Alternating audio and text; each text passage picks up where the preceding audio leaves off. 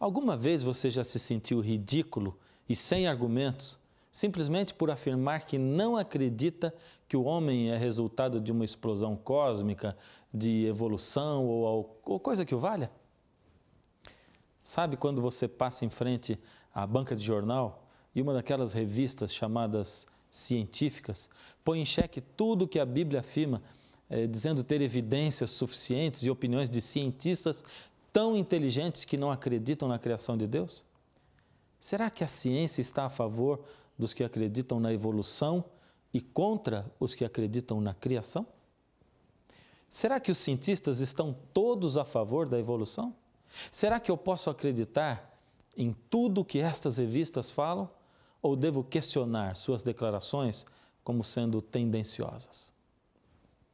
A partir de hoje, você vai entrar com o programa Está Escrito no mundo maravilhoso da ciência e dos cientistas e descobrirá cientificamente que a Bíblia está com a razão.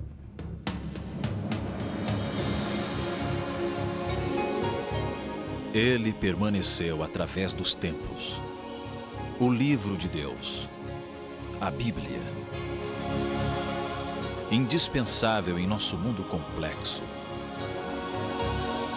Está escrito, transmitindo esperança ao redor do mundo. Apresentado por Fernando Iglesias. Hoje, histórias de pescador. A Bíblia diz em Isaías, no capítulo 40, o verso 28, será que vocês não sabem?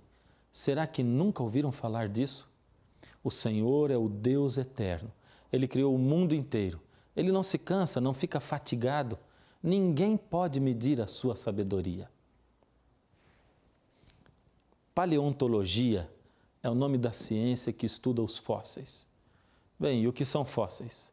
Fósseis são o que sobrou de alguns seres vivos que viveram no passado.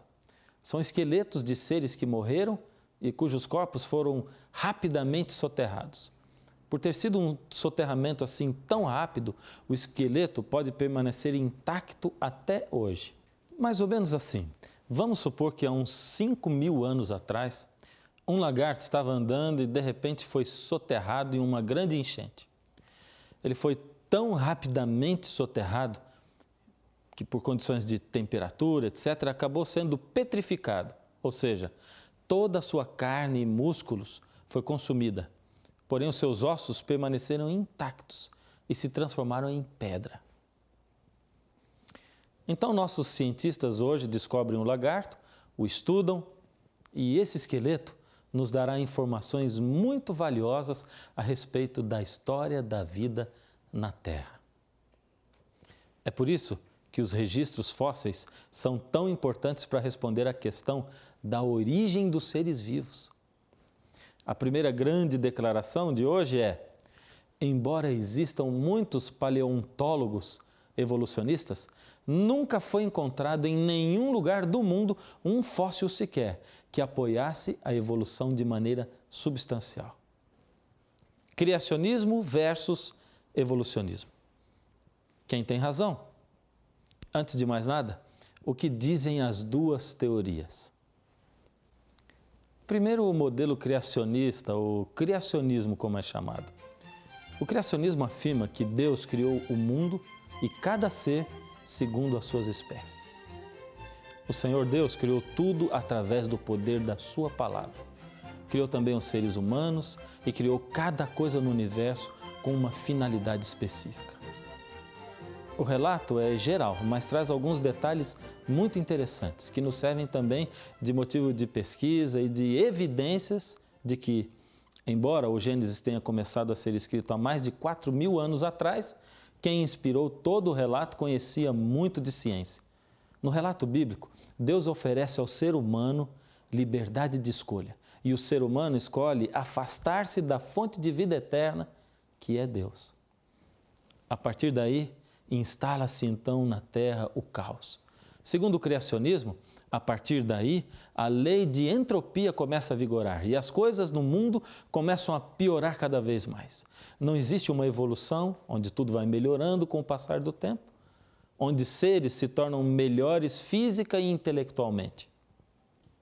Existe sim o início de um desgaste gradativo das raças e do planeta.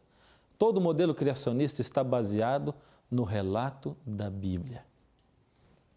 Você acha que é necessário muita fé para acreditar nisso? Pois então ouça agora o que diz o modelo evolucionista. A teoria evolucionista também afirma que todos os seres vivos descenderam ou vieram de um ancestral comum, ou seja, de uma única espécie de ser, que a partir daí surgiram todas as outras. Os seres vivos unicelulares foram os que foram formados primeiro. Depois, esses seres unicelulares, segundo o evolucionismo, se transformaram em invertebrados marinhos. Então, os invertebrados marinhos se transformaram em peixes. Esses peixes, mais tarde, supostamente vieram para a terra seca e, ao invés de morrerem asfixiados, como todo peixe, se tornaram répteis. Então, alguns répteis subiram em árvores e, ao invés de caírem, aprenderam a voar, transformando-se em pássaros. Logicamente que outros répteis, segundo os evolucionistas, deixaram de pôr ovos, desenvolveram seu sistema lactante e assim transformaram-se em mamíferos. Então, o que você diz? Você não acha que é preciso muita fé para acreditar nisso? Algo que ajudaria muito a provar essa teoria seria se encontrássemos fósseis de espécies intermediárias, unindo uma espécie a outra. Por exemplo, se os pássaros realmente evoluíram a partir de répteis, então nós encontraríamos muitos fósseis de espécies que fossem metade pássaros, metade répteis. Pois isso demonstraria que viveram num certo período e esses animais intermediários deveriam ter órgãos incompletos também, parcialmente desenvolvidos. O grande problema para o evolucionismo, é claro, é que estes fósseis não existem, nunca foram encontrados. Darwin chamou estas tais espécies hipotéticas, intermediárias, de formas transitórias. Darwin sabia que para comprovar a sua teoria era preciso encontrar no registro fóssil remanescentes de tais formas de transição. No seu livro A Origem das Espécies, Darwin escreveu: se a minha teoria estiver certa, uma enorme quantidade de variedades intermediárias deve ter existido, unindo praticamente todas as espécies do mesmo grupo. Consequentemente, evidências de sua existência só podem ser achadas nos registros fósseis. Darwin sabia que o registro fóssil não continha nenhuma destas formas intermediárias. Por isso, num capítulo do seu livro, ele lançou algumas perguntas perturbadoras. Se espécies descenderam de outras espécies por meio de pequenas gradações, por que não vemos em toda parte inumeráveis formas de transição? Se por esta teoria inumeráveis formas de transição devem ter existido, por que não as encontramos em grande número na crosta terrestre? Darwin pensou que estas formas de transição seriam encontradas quando o registro fóssil fosse investigado mais profundamente. Evolucionistas que seguiram Darwin examinaram camadas geológicas por todo o mundo, por cerca de 140 anos, procurando por estes tais fósseis que estavam faltando. Todo este esforço terminou em grande desapontamento. As formas de transição imaginadas por Darwin permaneceram apenas como fruto da imaginação dele.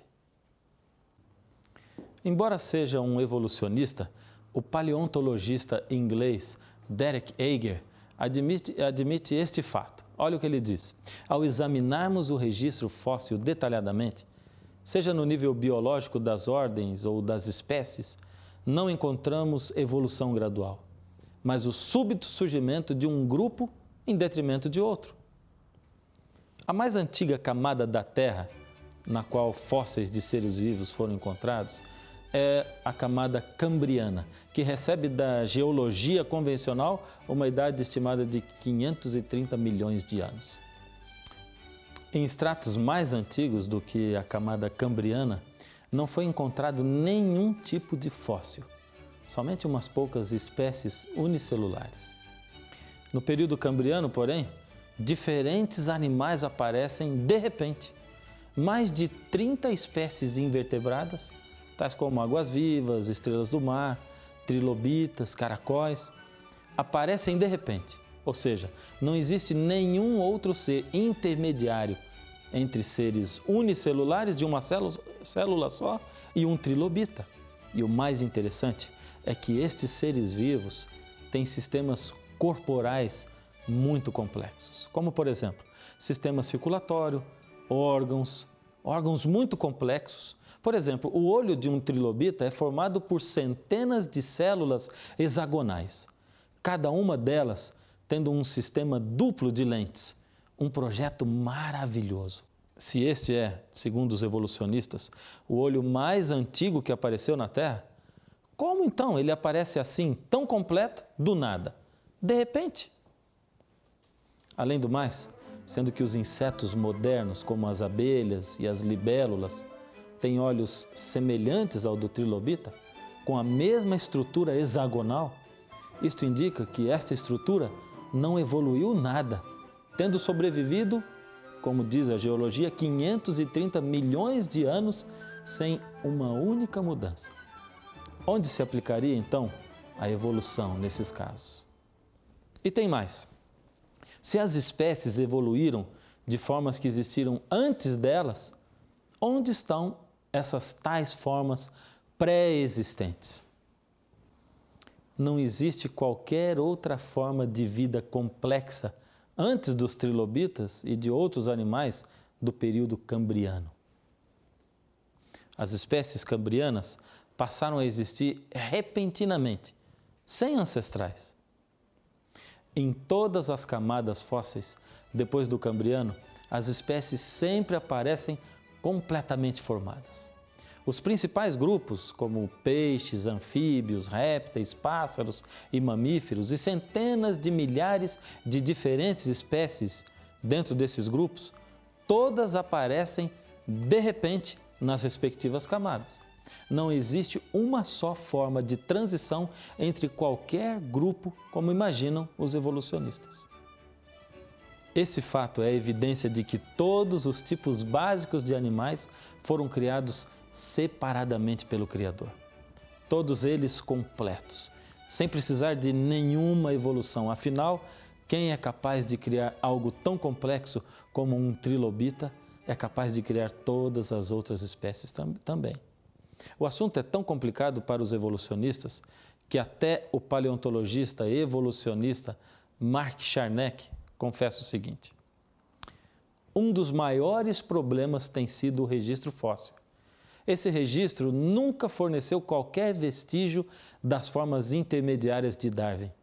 Pelo contrário, as espécies aparecem e desaparecem repentinamente, e esta anomalia tem fortalecido o argumento criacionista de que cada espécie foi criada por Deus. Outra diferença marcante entre evolucionismo e criacionismo é a idade de tudo, ou o tempo que tudo levou para acontecer. Vou explicar melhor. A Bíblia afirma o seguinte: no princípio criou Deus os céus e a terra era sem forma e vazia, e o Espírito de Deus pairava sobre a face das águas. E disse Deus: haja luz. Isso está em Gênesis, capítulo 1. Você pode perceber que antes de o Criador dizer haja luz, houve um período chamado na Bíblia de no princípio. Ou seja, no princípio criou Deus os céus e a terra. Não sabemos quanto tempo se passou desde que Deus criou os céus e a terra, ou todo o universo, incluindo o nosso planeta com as suas características, até que Deus veio para começar a preparar as condições que o planeta precisava para receber o homem. E esse período é quando ele diz, haja luz. Porém, sabemos que desde que ele criou o primeiro ser até hoje, decorreram-se aproximadamente 6.000 anos. Resumindo, as rochas podem ser muito antigas, mas os seres viventes têm aproximadamente 6.000 anos. O problema é que, sem evidências fósseis para a teoria do evolucionismo, eles começaram a apontar os seus canhões para o tempo e puseram no tempo o peso da solução para tudo. Ou seja, se não há provas para dizer que uma espécie evoluiu tanto a ponto de transformar-se em outra espécie, podemos crer que, se milhões de anos houvessem se passado, com o tempo, então, tudo se transformaria. Porém, o pior de tudo para os evolucionistas é que, quando comparamos os tais fósseis, não há diferença entre fósseis com supostas centenas de milhões de anos e os seus descendentes modernos. Por exemplo, experimente só comparar o fóssil de um tubarão que supostamente tenha 400 milhões de anos. Compare com a arcada de um tubarão atual e você verá que eles têm exatamente a mesma estrutura. Então vem a pergunta esmagadora à tona. Se tudo evolui com o passar do tempo, então como este tubarão permanece exatamente igual ao seu ancestral? Isto mostra que todos os animais foram criados pelo Criador e não passaram por qualquer evolução depois que foram criados. Agora uma pergunta crucial. O que você diria se aparecesse na televisão e nas revistas científicas na próxima semana uma manchete dizendo: foi encontrado o primeiro fóssil de transição? Estes que são meio réptil, meio pássaro, com órgãos internos meio formados. O que você diria? Pois foi exatamente o que aconteceu há 90 anos atrás. Os evolucionistas encontraram o fóssil de um peixe chamado selacanto e comemoraram durante anos dizendo que esta espécie era conhecida somente no registro fóssil e que tinha características muito parecidas com animais terrestres. Como os fósseis apresentam somente o esqueleto do animal, eles tomaram a liberdade de dizer que este animal tinha tido pulmões primitivos, diferentes dos peixes de hoje. Todas essas afirmações evolucionistas sobre o selacanto foram apresentadas como fatos científicos. O fóssil ficou 30 anos exposto num museu. Foram feitos até desenhos imaginários do animal rastejando para a terra, exatamente como esses desenhos e filmes que você vê de dinossauros hoje. E esses desenhos começaram a aparecer até em livros didáticos. E agora, como criacionistas poderiam se opor a uma evidência que parecia tão real? Parecia que todos podiam rir dos criacionistas e dizerem: estão vendo? Não existe mesmo um Deus criador. Demorou, mas nós finalmente conseguimos encontrar o fóssil do elo perdido. Encontramos o animal meio peixe, meio réptil. Só que, de repente, uma bomba caiu sobre essas teorias evolucionistas. Cientistas estavam mergulhando em águas profundas no Oceano Índico, quando encontraram um peixe de espécie diferente. Capturaram alguns espécimes vivos e, ao estudá-los, descobriram que o peixe que pescaram era, na verdade, um exemplar do selacanto, vivinho e nadando muito bem. E isto aconteceu em 1938. O fóssil era exatamente igual aos peixes selacanto que vivem e nadam hoje no Oceano Índico. Ficou mais feio ainda quando descobriram que ele não tinha pernas nem pulmões primitivos, como nos desenhos. E o pior ainda foi quando descobriram que, ao invés de ser um peixe que saiu da água para a terra, o selacanto, ao contrário, é uma espécie de peixe que vive somente em águas profundas do Oceano Índico. Minha pergunta é: por que essas coisas não são divulgadas pela mídia hoje? Quando nós examinamos as estruturas dos diferentes grupos animais, podemos ver que é impossível ter acontecido entre eles uma evolução. Por exemplo, é impossível para um peixe que tem o seu sistema respiratório e excretor, estrutura muscular e metabolismo totalmente projetados para viver na água, ter estes sistemas gradativamente transformados para viver fora da água. Nos próximos programas, ainda vamos analisar o caso dos esqueletos de macacos, de símios, que os evolucionistas dizem serem de seres humanos ancestrais nossos. Veremos também outro programa sobre o dilúvio. Você já se perguntou alguma vez se todas as espécies que vivem hoje no mundo caberiam na Arca de Noé? Será que há registros na Terra que são evidências de que houve mesmo um dilúvio global? Os céus proclamam a glória de Deus e o firmamento anuncia as obras de suas mãos. Um dia discursa outro dia e uma noite revela conhecimento a outra noite. Não há linguagem, nem há palavras e deles não se ouve nenhum som. Além da Bíblia, a natureza também é um livro maravilhoso, através do qual Deus se revela. Podemos ler na natureza por toda parte que Deus é o Criador, que Deus é amor. Eu fico aqui pensando, vamos supor que nós não tivéssemos tantas evidências da criação de Deus e de que a Bíblia está com a razão. Suponhamos que as evidências da criação não fossem assim tão claras. Então, se eu tivesse que escolher entre criacionismo e evolucionismo, sem muitas evidências, o que faria? Suponhamos que você escolheu o criacionismo e aceitou a Deus e a Jesus como seu Salvador. E aceitou a promessa da volta de Jesus e da restauração da terra por Ele e da vida eterna. Suponhamos então que eu aceitei o evolucionismo e que viemos de uma explosão cósmica, que viemos do nada e que para o nada iremos. Então suponhamos que chega o fim do mundo e eu estava certo.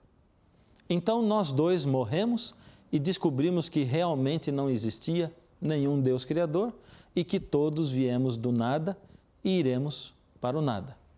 Ou melhor, nem descobrimos nada, pois nós morremos mesmo. Mas suponhamos, ao contrário disso, que você estava certo e que chega o fim da história do mundo e que Jesus volta mesmo para buscar os seus. Você, então, vai ter a vida eterna que Jesus prometeu. E eu, simplesmente, vou ficar assistindo por um momento até que deixarei de existir para sempre. Percebeu? Se mesmo sem evidências já valeria a pena ter estado do lado de Deus, imagine com tantas evidências a favor de Deus.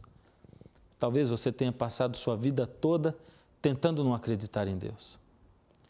Quem sabe você já tenha até tentado, pelo menos pensar que Deus pode ser o Criador de tudo, mas a pressão tem sido muito grande. Eu sei que é duro viver num mundo onde as pessoas fazem parecer que quem crê em Deus é ignorante. Eu sei que sempre que você tenta pensar em Deus, você começa a pensar que, se seguir a Deus, terá que abrir mão de muitas coisas, até de pessoas ou de posições importantes. Engraçado, você já reparou em uma noiva no altar? Você acha que enquanto ela está ali no altar, ela está triste, pensando em quantos homens ela irá perder por dedicar-se a um único homem de agora em diante? Com certeza não. Ela está apaixonada. Ela está feliz por entregar-se àquele a quem ela ama de verdade. Para ela, os outros não são ninguém. Deixe Deus conquistar o seu coração. Dê apenas uma chance para Ele e você verá que você não vai estar perdendo nada, ninguém. Ao contrário, ganhando a vida eterna.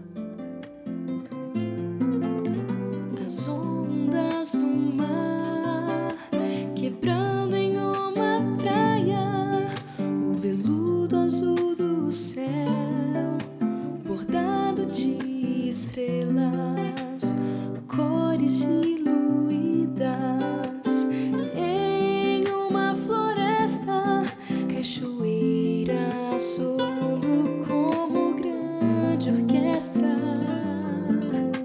As lágrimas do orvalho desenhadas em uma rosa, a lua iluminando uma estrada de terra, o gosto açucarado de um favo de mel, o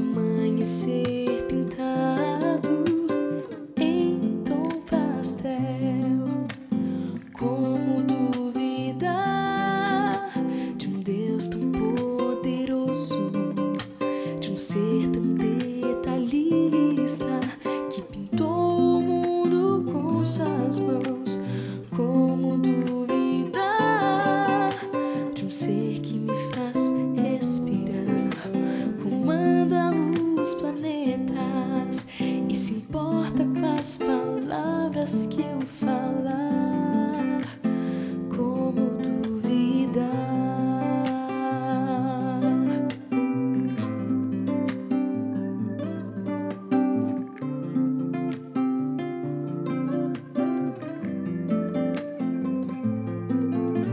A grandiosidade de uma montanha, o trabalho árduo em formigueiro, um arco-íris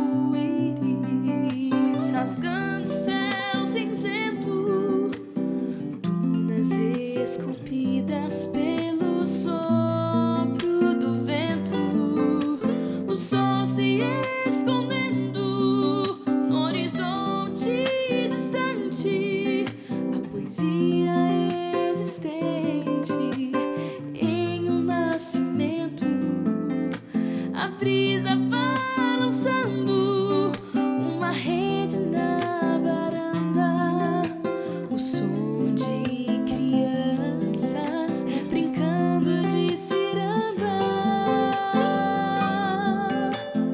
Como duvidar de um Deus tão poderoso, de um ser tão detalhista que pintou o mundo com suas mãos? Como duvidar de um ser que me faz respirar, comanda os planetas e se importa com as palavras que eu falar? Como duvidar?